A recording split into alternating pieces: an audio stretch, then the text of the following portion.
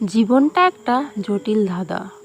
একটার পর একটা সমস্যা আসতেই থাকে, কিন্তু সেইগুলো পার করে আমরা জীবনে ঠিক বাঁচতে শিখেই যাই।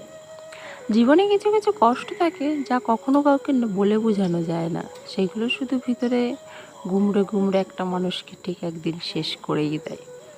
যে এই কঠিন পরিস্থিতি থেকে বেরিয়ে আসতে পারে সেই জীবনে সফলতা লাভ করে, আর যে বেরিয়ে আসতে পারে না তার জীবনে শুধু প্রবলেমসেই প্রবলেম। যাই হোক, আজকে বাড়িতে এসছে দেখো নারকেল গাছ ঝুড়াতে, আর আমরা এখানে গভীর আগ্রহ নিয়ে বসে আছি কখন গাছ থেকে ডাব পারবে আমরা খাবো। তো এই পাশে দেখো কাকুটা একটা ডাব পেড়ে দিয়েছে, আমার মেয়ে এখানে খাওয়া শুরু করেছে, আর বেশি আগ্রহ ছিল আমার মেয়ের।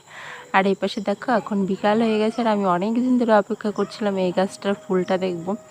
এই গাছটার ফলটা সবাই খেয়েছে, একমাত্র আমিই খেতে পারিনি। তো জানি না এটা কবে টেস্ট করব। ফুলটা কিন্তু অসাধারণ দেখতে হয়েছে।